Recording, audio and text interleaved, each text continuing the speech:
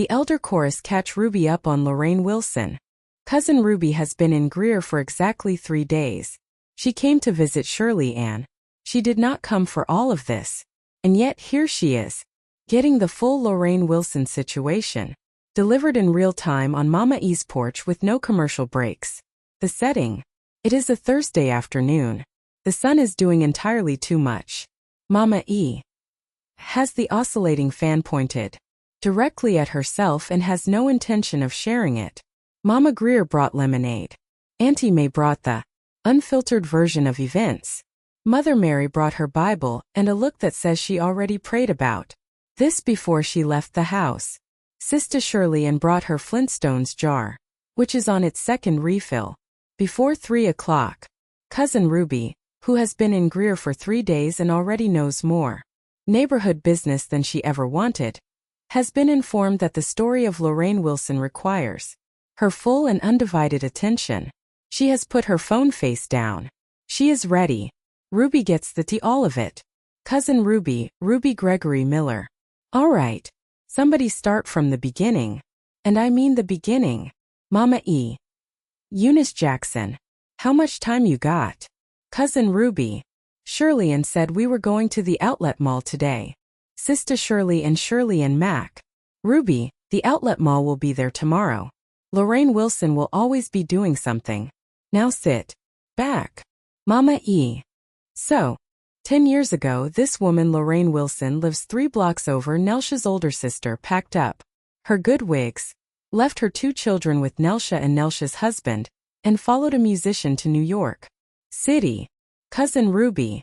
She left her kids? Auntie May Barnes. She left her kids. Jirowie and Tootsie.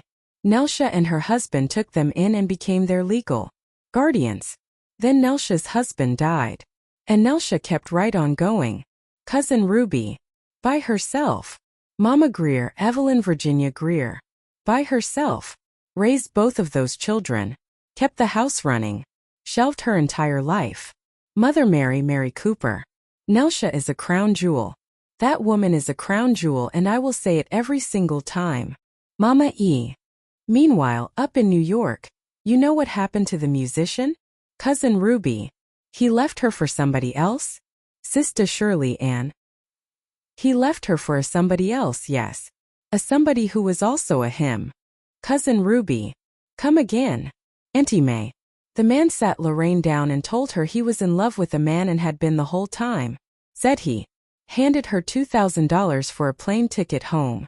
Said she stood there. Said she took every dime. Mama E. She called Nelsha from the airport performing a one-woman show, screaming, crying, fainting. Nelsha cash-apped her enough for a first-class ticket because Lorraine said she deserved dignity. Cousin Ruby. Did she fly first class? Sister Shirley Ann. She flew coach. Pocketed the $800 difference. And stepped off that plane in Greer looking like a vision. New lace front. New shoes. Not a drop of shame. Cousin Ruby. Blinking slowly. She stole $800 from her sister who had been raising her children for a decade. Mama Greer. We would prefer the word redirected, but yes. Mother Mary. I would not prefer that word, no. Mama E. Now. Fast forward. Lorraine is back in Greer living in Nelsha's house. Her son Jirowie, sweet, industrious. Jirowie, who works a part-time job and saves his money, buys his mother an iPad for her birthday with his own earnings. Stood there while she cried happy tears. Cousin Ruby. That's actually sweet. Auntie May. It was sweet. It was sweet for approximately 45 minutes. Until Lorraine got on that iPad and found InmateFriendly.com. Cousin Ruby. InmateFriendly.com. Sister Shirley Ann. A website where you can find and befriend inmates in your area. Like a dating app. But incarcerated. Cousin Ruby. Stares at Shirley Ann. Shirley Ann, are you on InmateFriendly.com? Sister Shirley Ann. That is not the point. Do not make it the point. Continue, Eunice. Mama E. Lorraine finds a man named Johnny Walker Richards. Small-time drug dealer. Freshly paroled. Freshly divorced from a woman named Frankie who, and I need you to fully receive this, adopted the 3 Children Johnny fathered with his side chick during the marriage. Cousin Ruby. Frankie adopted the outside children? Mama Greer. Because those babies did not ask to be born into foolishness. Frankie knew that. Mother Mary. Frankie is a saint. I will put her name before the Lord personally. Auntie May. Johnny meanwhile was on that prison Wi-Fi running the smoothest manipulation operation you have ever seen in your life. Lorraine thought she found love. She found a org chart with herself at the bottom. Mama E. This man got a prison guard, a female prison guard, to forge Lorraine's signature on his parole paperwork so he could list Nelsha's house as his approved parole address. Without telling Nelsha. Without asking Nelsha. Without even so much as a courtesy text to Nelsha. Cousin Ruby. He forged her signature. And the parole board approved it. Sista Shirley Ann. Stamped and everything. Johnny showed up on Nelsha's porch with a duffel bag and a smile. Mama Greer. And Nelsha put him and Lorraine both out on the sidewalk. No speech. No debate. Just out. Cousin Ruby. Good for Nelsha. Mama E. Lorraine had $4,000 saved in secret. Got a room at the Suber Extendistay. Johnny moved his entire self in, paid zero toward anything, ate well, slept well, ran his mouth all over Greer. Then Lorraine looked at her bank app one day and heard the Holy Spirit say, "Baby, it is almost gone." And just like that, so was Johnny. Auntie May slid right back to his side chick Ticey, the permanent ride or die. Woman has been waiting on a ring since the Obama administration did not ask where he had been. Just made room. Cousin Ruby. Whispering. That is a different kind of dedicated. Sista Shirley Ann. Johnny violated his parole. Twice. Went straight back to jail. Where he belongs. But now here is the part that really seasoned the gumbo. Cousin Ruby. There is more. Mama E. Child, we have not even gotten to Suarez yet. Cousin Ruby. Who is Suarez? Auntie May. A young man. 23 years old. A fake day trader who was being kept by an older woman named Tonda. Lorraine met him at the bar on ladies' night. He came up trying to holla and Zinnia waved him off. Because Zinnia has been married to Michael for 36 years and does not flirt with grown children. Lorraine, however, requested his friendship on Facebook before the night was over. Mama Greer.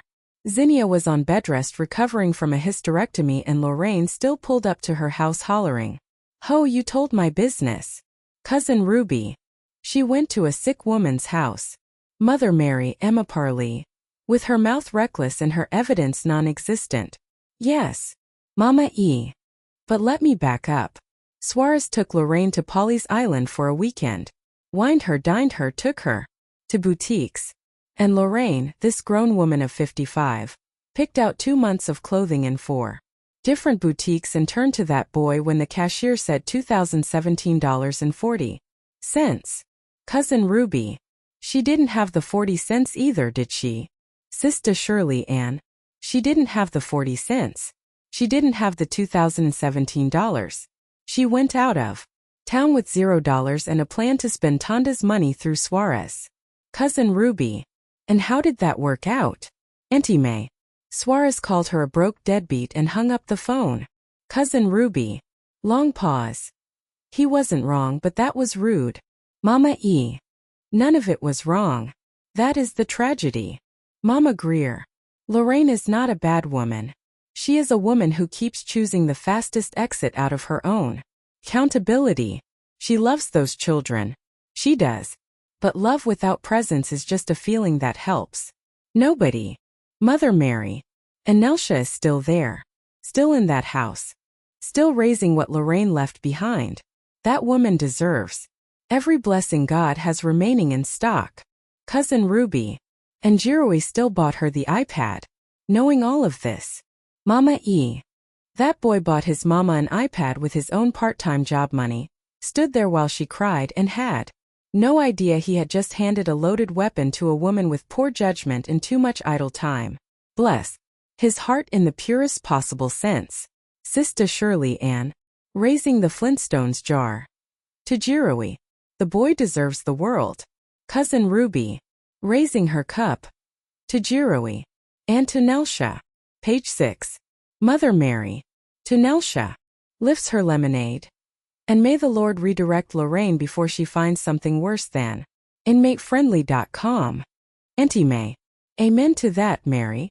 Amen to every syllable of that. Cousin Ruby. To Shirley Ann quietly. Shirley Ann. I have been in Greer for 3 days. This neighborhood is not normal. Sista Shirley Ann. No, baby. It is absolutely not. That is precisely why you canceled your return trip. Cousin Ruby. Sighing, settling deeper into the lawn chair. Pour me another one, Shirley Ann. Sista Shirley Ann. Now that is the most sense you have made since you got here. Last word from the porch. By 4 o'clock, the lemonade is gone. The fan has been negotiated to a rotating schedule, and Cousin Ruby has learned more about Lorraine Wilson, Johnny Walker Richards Suarez, EmmaParaLeeInc, and the heroic endurance of Nelsha than she ever intended to. No. Mother Mary has prayed twice. Mama Greer has shaken her head so many times she may need a chiropractor. Auntie May never once changed her expression, because none of this surprised her. And Mama E. Eunice Jackson, the woman who started this, who will finish this, and who already knew the ending before Ruby sat down, said the only thing left worth saying. Nelsha stayed. Lorraine kept leaving. And those children, sweet Jirowi with his iPad and Tootsie with her good sense, turned out decent despite the whole situation. You want to know who raised them? The one who never left. Shirley Ann refilled her jar. Ruby didn't say a word. Some truths don't need a response. They just need to be heard. Written by Kennedy Brown. EmmaParaLeeInc. Where the streets tell their own truth. Meet the characters. Lorraine Wilson. She left her babies, her bills, and her good sense in Greer, and came back expecting a parade. Lorraine Wilson is a woman in her late 50s with the audacity of a 25-year-old influencer, and the accountability of a house cat. For 10 years she traded South Carolina for New York City, following a musician boyfriend who, as it turns out, was less interested in being with Lorraine and more interested in being her. When the man sat Lorraine down and broke the news, she suddenly understood every single thing that had confused her about their relationship. He handed her $2,000, she took every dime, called Nelsha from the airport, and performed a one-woman show of screaming, fainting, and crying so convincing that Nelsha cash apped her enough for a first-class one-way ticket home. Lorraine flew coach, pocketed the $800 difference, stepped off the plane in Greer looking like a whole vision, new lace front, new shoes, new attitude. She told herself she was done with foolish men. She lasted until she got an iPad. Lorraine is glamorous, infuriating, and somewhere underneath all of it, a woman who knows she missed something she can never get back. She loves her children fiercely in the way only someone carrying guilt can, loudly, lavishly, and slightly too late. I didn't abandon my children. I was finding myself. It just took a whole decade. Nelsha, the sister who stayed. She raised your kids, buried her husband, and kept the lights on. She is done. Nelsha is Lorraine's younger sister, and the quiet backbone of this entire story. When Lorraine left for New York, Nelsha and her late husband stepped up and became legal guardians to Jirowi and Tootsie. Then her husband died, and Nelsha kept right on going, raising 2 children, holding down a household, and shelving her own life for 10 solid years. Nelsha is warm, capable, sharp as a tack, and thoroughly exhausted. She loves her sister the way you love someone who keeps letting you down, with conditions, with memory, and with a door that absolutely locks from the inside. When Lorraine drags a newly paroled man into Nelsha's house without asking, Nelsha puts both of them out without a single second of hesitation. That she eventually lets Lorraine back in is not weakness. It is the particular kind of love that no longer has the energy to stay angry. I didn't sign up to be anybody's everything, but here I am. Still here. Jirowi, Lorraine's son. He got a job, cooked breakfast, and gave his mama an iPad. Bless his heart. Jirowi is a teenage boy who grew up under Nelsha's roof, and somehow turned into exactly the kind of young man who wakes up before everyone else to make a big breakfast. He works a part-time job. He saves his money. He bought his mother an iPad for her birthday with his own earnings, stood there while she cried happy tears, and had absolutely no idea that he had just handed a loaded weapon to a woman with poor decision-making and a lot of idle time. Jirui carries no visible bitterness about his mother's long absence. He is steady, generous, and the quiet heart of this family. Whether that steadiness is healing or armor, time alone will reveal. Happy birthday, Ma. I got this for you myself. Tootsie, Lorraine's daughter. She's 13, she's a genius, and she accidentally started World War III by helping Mama get on the internet. Tootsie is 13 years old, sharp as a whip, and a certified wizard on any device with a screen. She set up her mother's social media accounts with the cheerful efficiency of a child who simply wanted to be helpful.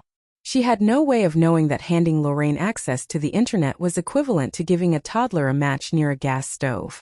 Tootsie is the kind of girl who holds the room together without realizing that's what she does, and she will one day understand that her mother's chaos is not her responsibility to manage.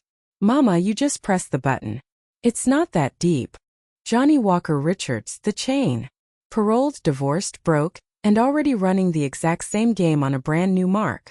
Johnny Walker Richards is a small-time street pharmacist with a maximum-sized ego and a conscience the size of a raisin. He is freshly divorced from Frankie, his long-suffering wife who not only survived his years of infidelity, but legally adopted the 3 children he fathered with his side chick during their marriage. Frankie kept those babies, because Frankie is built different. Johnny, meanwhile, is on InmateFriendly.com accepting friend requests. Johnny has a gift. He makes women feel chosen, seen, and special, right up until their bank account hits zero. He sweet-talked a prison guard into forging Lorraine's signature, so he could list Nelsha's house as his approved parole address without asking Nelsha. He moved into a room that wasn't Lorraine's, spent down her $4,000, violated his parole twice, and then eased right back to Ticey the moment the funds dried up. Johnny is not complicated. He is simply a man who has learned that some women will finance a man's comfort in exchange for the feeling of being needed. He exploits that with breathtaking efficiency. I've been locked up, not dead. You knew what this was from the jump. Why, the permanent side chick. She dumped her kids on his wife, waited years for a title, and still answered the phone when he called. Ticey has been riding for Johnny longer than Frankie was ever married to him, and she still has not received so much as a title. She offloaded her children onto Johnny's wife during their affair, and Frankie, in an act of grace that defies all logic, kept and adopted every single one of those children. When Johnny's funds run out at the Suber Extendestay, he goes straight back to Ticey. She does not ask where he's been. She does not ask who he was with. She simply makes room. That tells you everything about Ticey that you need to know. I don't need a ring. I just need him to come home. Frankie, the ex-wife who won by losing. She took the outside kids, closed the chapter, and kept her peace. God said, "You're welcome." Frankie is Johnny's ex-wife, and she is referenced here primarily so you understand the full weight of what one woman endured. Years of marriage, years of affairs, a husband who fathered 3 children with another woman, and Frankie, when it was all said and done, adopted every single one of those children. Not because she had to. Because those babies did not ask to be born into foolishness, and Frankie knew it. Frankie is not a supporting character. She is a measuring stick. Everything Johnny does to Lorraine, he already did to Frankie first. The difference is Frankie eventually got free. Those babies didn't ask for any of this. That part was never their fault. The Ratchet Hood synopsis. As told from the streets of Greer, South Carolina. Chilly, let me tell you about Lorraine Wilson. This woman left her 2 babies in Greer, South Carolina, packed her good wigs, her nerve, and absolutely nothing resembling a plan, and followed a man with a guitar to New York City talking about she was in love. 10 years, baby. 10 whole years. And the whole time, that man was not thinking about sleeping with Lorraine because he was too busy thinking about being Lorraine. When he sat her down and said, "I'm in love with a man, and honestly I think I want to be with one," Lorraine's brain ran a full PowerPoint presentation of every single moment she thought he was just being respectful. He handed her $2,000 for a flight home. She said, "Thank you, Jesus." But did Lorraine take that humble flight home and walk in the door with some humility? Absolutely not. She called her sister Nelsha from the airport, commenced to fainting, screaming, and crying like she'd been personally wronged by the laws of nature, And Nelsha, sweet devoted Nelsha, who had been raising Lorraine's children for a decade and still had a good heart, cash-apped enough money for first class because Lorraine said it was a one-way ticket and she deserved dignity. Lorraine flew coach, pocketed $800, and strutted back into Greer, South Carolina looking like a brand new woman. New lace front, new shoes, zero accountability. She was back. Now let's talk about Nelsha. This woman had been raising Lorraine's children since Lorraine left. Her husband died and she kept going. Not one complaint. Not one call to New York saying, "Come home, these are your kids." Just Nelsha showing up every single day for children that were not hers by biology but were absolutely hers by love. Nelsha deserved a cruise, a cash settlement, and about 47 thank you cards. Instead she got Lorraine moving in. Now here comes the Lord's little joke. Lorraine's daughter Tootsie, brilliant, sweet 13-year-old Tootsie, helped her mama set up her social media pages because Lorraine hadn't been online in so long she didn't know which button to press. And Lorraine's son Jiroe, who woke up early and cooked a full breakfast, sang happy birthday and gifted his mama an iPad he bought with his own part-time job money. While Nelsha came around the corner dangling keys to a brand new 2026 Honda Accord. It was a whole moment. People were crying. It was genuinely beautiful. And then Lorraine got on that iPad, went to EmmaParaLeeInc, searched inmates in the greater Greer area, and found Johnny Walker Richards staring back at her like the devil sending a friend request. Now, Johnny Walker Richards is, and I need you to hear every word, a small-time drug dealer who was in jail, newly divorced from a woman named Frankie who adopted the 3 children he had with his side chick while they were married. Let that fully marinate. Frankie kept those babies.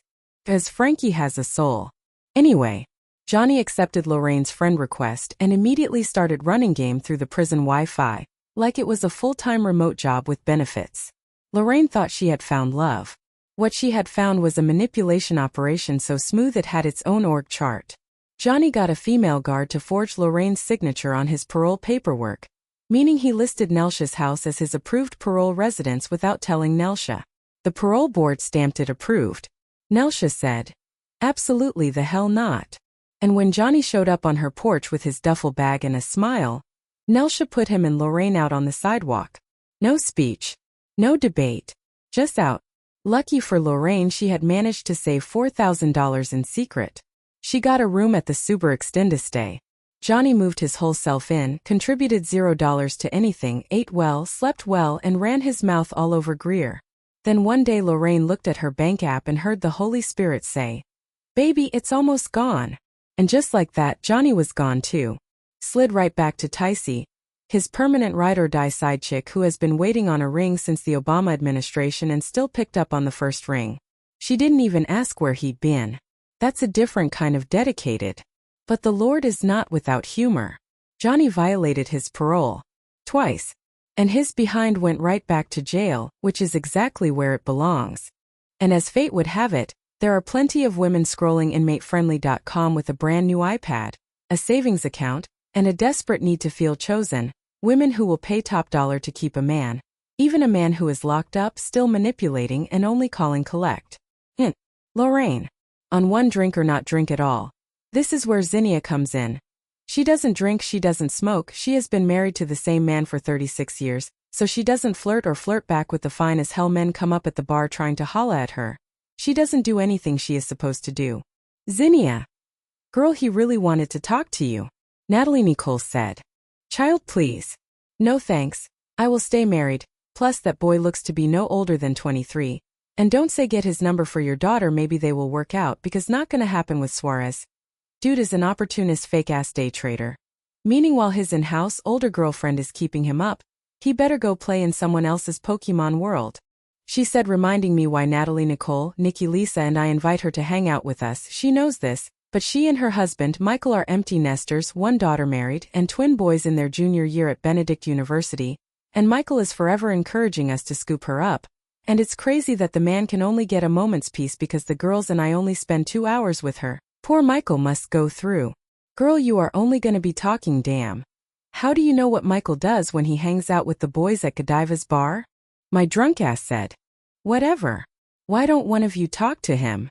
I will get him back over here and I will also call the waiter and eat a bit so your hungry asses can have those leftovers too.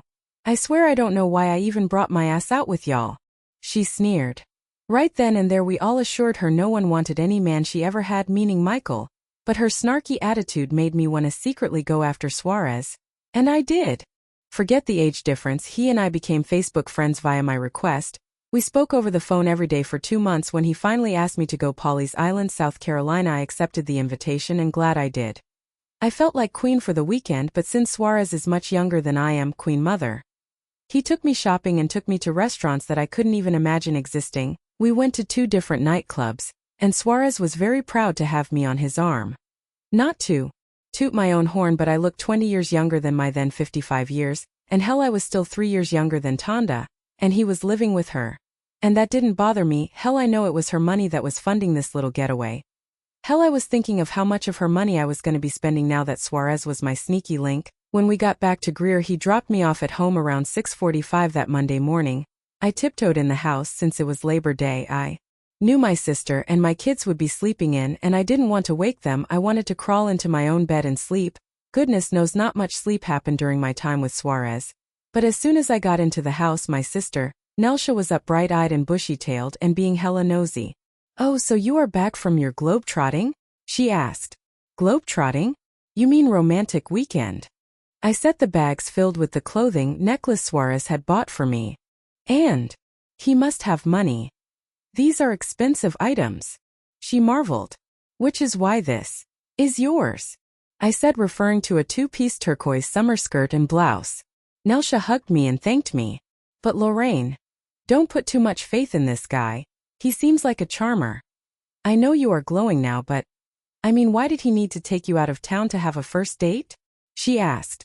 "Well, he has a woman that he lives with, and she is the cash cow. And yeah, I'm gonna milk her through Suarez. Hell, I think we need a new living room set." I laughed. She didn't. "That boy is looking for a bigger payday. Meaning until he finds a sugar mama with more money than the one he is with. And you work a typical 9 to 5. She replied. "Whatever, baby sis. I am too sleepy to care. When I wake up, I promise to let you finish trying to rain on my parade." I took my ass to bed and slept until 7:30 p.m. I decided to call Suarez after I was sure he had tried to call me, but I look at my phone and no missed calls, so I figured he must be sleeping and Tonda was probably sitting her old ass there watching him sleep, so I decided to wait until the next day to reach out. His phone rang 6 times before going to voicemail. That was Tuesday. He didn't answer the phone, but when I didn't hear from him Wednesday either. I called Thursday and he answered as if he was annoyed. "Yeah, Lorraine." He sighed. "Well, damn. Who pissed on your blueberry muffin?" I said, referring to the brunch we attended Saturday morning. "Lorraine, you kept calling me while Tonda was right beside me in bed." That hurt, but not because I had feelings for Suarez, but because I wasn't trying to ruin their relationship. But at the same time, I had been spending Tonda's money in my head. "I was only trying to check on you and to thank you again for the great weekend getaway. Looking forward to hanging out again." I cooed. "I don't know about that right now. I need to do a few errands for the next couple of months, and Tonda is gonna go with me." He said. "No, Suarez, what is the real problem?" I huffed. "Lorraine, you really want to know what's wrong? What did we do?" He sneered. "We had a great time." I answered, "It was marvelous and I appreciate it. That's because I paid for everything. You dragged me into 4 different boutiques, picked out 2 damn months of clothing like you were gonna pay for it, then turned to me when the cashier said $2017.40. You didn't even have the 40 cent, let alone $2017. He snapped. "What? You gotta be kidding me? You are pissed that your flashy ass had to buy those items? Damn, I never would have gone had I known I was gonna go to bed with a man who turns back into a boy once we got back in town. Bottom line is, you are too old to go out of town with no money at all. Suppose something went wrong. You wouldn't even have had money if I had a situation come up. Bottom line, I can't deal with a woman who doesn't have money. I didn't feel right spending Tonda's money on you. So yeah, guilt of misappropriate funding is making me spend more time with my woman Tonda." He tersed. "So you are trying to ghost me because my money isn't up? I have 2 children to raise and provide for." I said. "No, you don't. I heard it was your sister and her late husband has custody of your kids. Because you always ran after different men. And when the last one didn't work out, you moved into your sister's house and planted your ass there. Even as we speak, you are still living with your sister, and have yet to get your own home, or regain custody of your kids, which not only makes you broke, but you are a deadbeat parent and homeless. Get the hell on, Lorraine, he said before hanging up. I was pissed. What he was truly telling me was I wasn't good enough for him, but I wondered how he knew my business, especially since Nelsha is the only one who knows about Suarez and I knew for a fact it wasn't her. She didn't approve of him at all. I wrecked my mind, and when it came clear, I knew it had to be Zinnia. I got into my car and drove straight to Zinnia's house. I saw her and Michael were just getting home, and as soon as they got out of the car I ran up. "Ho, you want to tell people my damn business?" I snapped. Michael looked at Zinnia. Zinnia said, "Have you lost your damn mind? Who the hell would I tell your business to when every damn body in Greer knows your business?" She sneered. "Liar. I thought you were so happily married." Michael asked your wife who Suarez is and how she tried to act like she didn't want him. And I have reason to believe through her pillow talk she told my business to young drug dealer. I shouted, "Look, Lorraine, you need to leave our house. Zinnia has been on bed rest, in fact since the hysterectomy 2 months ago. About a week after you all went to the bar for ladies' night," Michael said. "Plus, Lorraine, I never had any interactions with that boy. I have a son his age. Even if I weren't married I damn sure wouldn't date him. You get drunk and run your mouth loud as hell saying shit about custody of your kids, living with your sister. Did it ever occur to you that someone at the bar could have told him, but he was there the night you were loudly venting? And before you say another word, you know Natalie, Nicole, and Nikki Lisa didn't say anything either," Zinnia added. "Michael, I apologize for coming here the way I did." "Zinnia, you are lying. Michael, your wife is taking bonus sex. You might want to get that coochie checked for STDs," I said, although I knew in my heart Zinnia didn't tell Suarez anything. He just didn't want to deal with me if I had money, and my bank account displayed a big round zero smiling at my broke ass. I walked back to my car. As I was walking I heard Michael say to Zinnia, "Zin, that bitch has got to get herself someone else to be her designated driver." Hell, I don't know much about her, but I heard the same thing coming from her mouth one day while I was at Burger King. I just got into my car and thought to myself I needed a drink. Too bad I had just lost my designated driver.